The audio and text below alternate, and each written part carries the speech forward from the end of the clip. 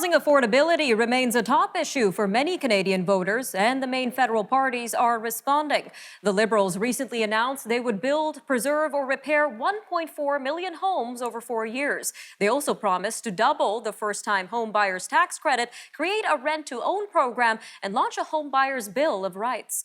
The Conservatives announced a plan to build 1 million homes over 3 years. This while they promised to convert 15% of federal government property into housing and bar foreign investors from buying a house in Canada for the next 2 years.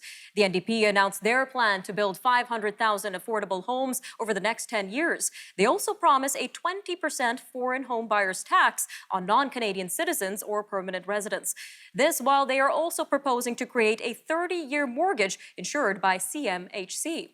But are these measures enough? With us now is Tony Clement, the host of Boom and Bust. Tony, great having you back on Forum Daily in studio today. It's great to be here. Now, housing affordability is a huge topic right now on the campaign trail. What do we know so far about the party promises regarding this issue? Well, it looks like each party is promising something and trying to be as big as possible because I think they understand that Canadians are very concerned about this issue. It affects them in their daily lives. As you mentioned, a lot of the party's policies, the Conservatives, the Liberals, NDP, focus on a number, 500,000 new homes, 1 million new homes, 1.4 million. It's always around those large numbers. They're using a number of different approaches. The Conservatives, as you mentioned, have this 2-year ban on foreigners purchasing property that is not used for them. It's just used for investment purposes, takes housing stock out of the economy, so they're zeroing in on that. But they also want to use federal infrastructure money for transit to also focus new home building in transit corridors, as an example. Liberals, as you mentioned, they've got a new rent-to-own program, $1 billion in loans and grants, decrease mortgage insurance from CMHC, which increases the affordability of homes, and the NDP as well want to double tax credits, waive HST, and so on. So they have different approaches, Nima, but it's all designed to hit taxpayers and Canadians where their concerns are, which is housing affordability. And another thing adding to this housing affordability crisis is inflation, Tony. We hit a record high of 3.7% in July. So how are the parties going to address this in particular?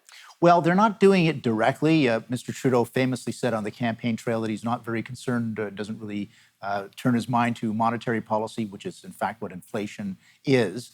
So we know that he's not really focused on that. The other parties aren't really focused on it either. What they're focused on is ways to bring new jobs, a new economic growth to the economy, and people will be able to afford goods and services if they've got a new or a better job. I think that's how they're looking at that issue. And one of the solutions being thrown out there is banning foreign ownership or taxing it heavily. So would this make a difference, Tony? I think it would. Certainly British Columbia has experimented with this provincially. And I think that there is a sense amongst the Canadian public that it's just not right that the foreigners are coming in, snapping up homes, and that, of course, reduces the stock of homes available for Canadians and jacks up the prices. That's that's part of what's happening. So anything that increases the housing stock, reduces the demand, I think would be seen as Canadians as part of the solution.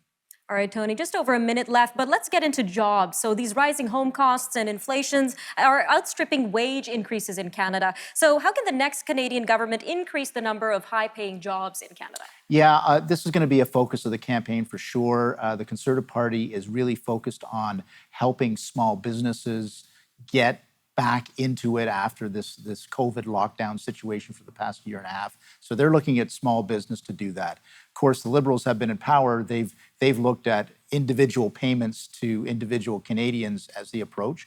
Expensive, but it does preserve people for a time anyway. And the NDP want to do a bit of both. So I'm sure those issues are going to be well debated in the campaign trail.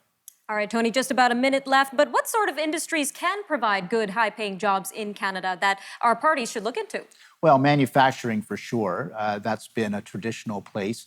The Conservative Party under Aaron O'Toole has looked at the gig economy, protecting those workers a little bit better, because that's part of our economy as well. These workers that are kind of on the edge, not really having a lot of wages and benefits.